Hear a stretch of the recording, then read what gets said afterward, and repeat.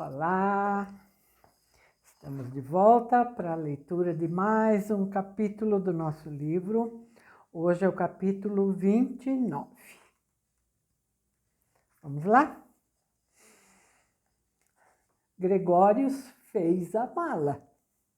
Sentiu-se excitado, como se estivesse partindo para uma volta ao mundo. Em pensamentos, tirava alguns volumes de Simenon no quarto do rapaz e arrumava os seus próprios livros. Os dois sobre a peste e o terremoto, que Coutinho lhe dera uma eternidade atrás, Pessoa, essa de Queiroz, a fotobiografia de Salazar, os livros de Nathalie Rubin. De Berna havia trazido Marco Aurélio e seu velho Horácio, as tragédias gregas e Safo. No último momento, metera na mala também as Confissões de Santo Agostinho, os livros para a próxima etapa. Estremeço só de pensar na força não intencional e desconhecida, porém inexorável e inevitável, com que os pais deixam marcas nos filhos, as quais, como marcas de queimadura, nunca mais poderão ser eliminadas. Os contornos dos teus desejos e medos inscrevem-se como ferro incandescente nas almas dos pequenos, cheios de desconhecimento e impotência em relação àquilo que acontece com eles. Precisamos de uma vida inteira para achar este texto marcado a fogo, sem jamais ter certeza se o compreendemos. Vê, papai, o mesmo aconteceu comigo e também contigo.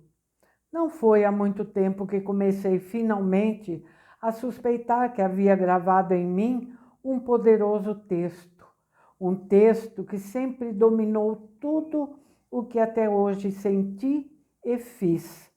Um texto oculto e ardente, cujo poder insidioso consiste precisamente no fato de que, apesar de toda a minha cultura, eu nunca ter duvidado que ele pudesse não ter a validade que lhe atribuí sem saber. O texto é curto e de uma inexorabilidade que lembra o Antigo Testamento. Teu tribunal são os outros. Eu não teria como provar a validade desse texto perante um tribunal, mas sei que desde criança era esse texto que eu lia no teu olhar, pai. Naquele olhar que aparecia atrás das lentes, cheio de abnegação, dor e austeridade, e que parecia me seguir para onde eu fosse. O único lugar para onde ele não conseguiu me seguir era a grande poltrona na biblioteca do liceu, atrás da qual eu me escondia à noite para poder continuar lendo. A materialidade sólida daquela poltrona, somada à escuridão, resultou num muro impenetrável que me protegia de qualquer tentativa de controle. Até lá o teu olhar não chegava, pai, e assim também não pôde haver tribunal perante o qual eu tivesse de me responsabilizar quando lia sobre as mulheres com braços e pernas alvos e todas as coisas que só se podia fazer às escondidas. Será que o pai consegue imaginar a minha raiva quando li no profeta Jeremias? Esconder-se-ia alguém em esconderijos, de modo que eu não o veja? Diz o Senhor. Porventura não encho eu o céu e a terra? Diz o Senhor. O que você queria? Disse o padre Bartolomeu. Ele é Deus. Sim, é precisamente o que há contra Deus, o fato de ser Deus, retruquei. O padre riu. Não me levou a mal. Me adorava. Quando eu teria desejado um pai com quem eu pudesse falar sobre essas coisas, papai? Sobre Deus e a sua crueldade autocomplacente, sobre a cruz, a guilhotina e o garrote, sobre a loucura que é estender a outra face, sobre justiça e vingança. As tuas costas não suportavam os bancos das igrejas, por isso só te vi ajoelhado uma única vez, durante a missa de corpo presente pelo tio Ernesto. Nunca mais hei de esquecer a silhueta do teu corpo torturado. Tinha alguma coisa a ver com Dante e o purgatório, que eu sempre imaginei como um mar flamejante da humilhação. Pois o que pode haver de pior do que a humilhação? Mesmo a dor mais lancinante, nada é contra a humilhação. Assim aconteceu que jamais falamos dessas coisas. Creio que só te ouvi proferir a palavra Deus em contextos banais, nunca sérios, nunca de modo a revelar uma fé. E, no entanto, nunca empreendeste nada contra a surda sensação de que não apenas carregavas dentro de ti os códigos das leis do mundo profano, como também os da Igreja, a Igreja que gerou a Inquisição. Tarrafal, pai, tarrafal. Como esse capítulo é curto e o próximo também não é longo, eu vou ler também o capítulo 30, tá? O motorista de Silveira veio buscar Gregórios no fim da manhã. Tinha recarregado as pilhas do equipamento de camping e embrulhara café, açúcar e biscoitos em 2 mantas. No hotel, ninguém gostou de saber que ele iria partir. Foi um grande prazer, disseram. Chovera durante a noite e nos carros havia uma camada fina de areia trazida pelo vento do deserto. Felipe, o motorista, abriu a porta traseira do grande carro brilhante. Quando me vi sentado naquele estofamento, assim nascera a ideia de Prado de escrever uma carta ao pai. Gregório só havia andado de táxi uma única vez com os pais. Foi na volta de umas férias no lago de Thun, onde o pai torcera o pé e não havia outro jeito por causa da bagagem. Ele notara pela nuca do pai como aquilo lhe era desconfortável. Para a mãe, fora como estar num conto de fadas. Seus olhos brilhavam e ela teria preferido nunca mais saltar daquele carro. Felipe conduziu-o primeiro para a mansão e depois para o liceu. O caminho antes percorrido pelos carros de entrega para a cozinha da escola estava coberto de mato. O motorista Felipe parou. Aqui mesmo? Perguntou perplexo.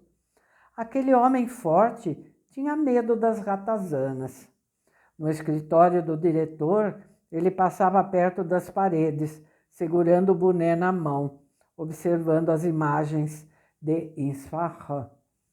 O que faz aqui dentro? Quis saber. Desculpe, não me compete. Difícil explicar, interrompeu o Gregórios. Muito difícil mesmo. O senhor deve saber o que significa dormir acordado.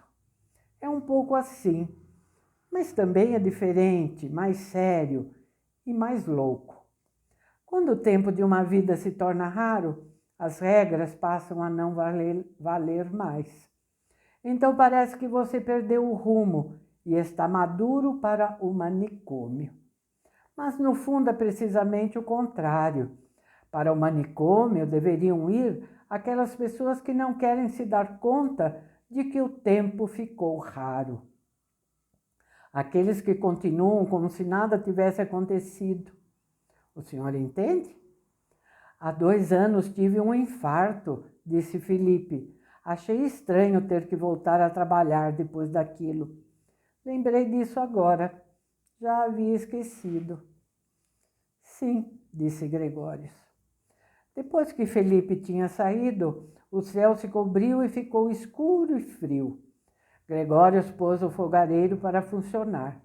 Acendeu a luz e preparou um café. Os cigarros. Tirou o maço do bolso.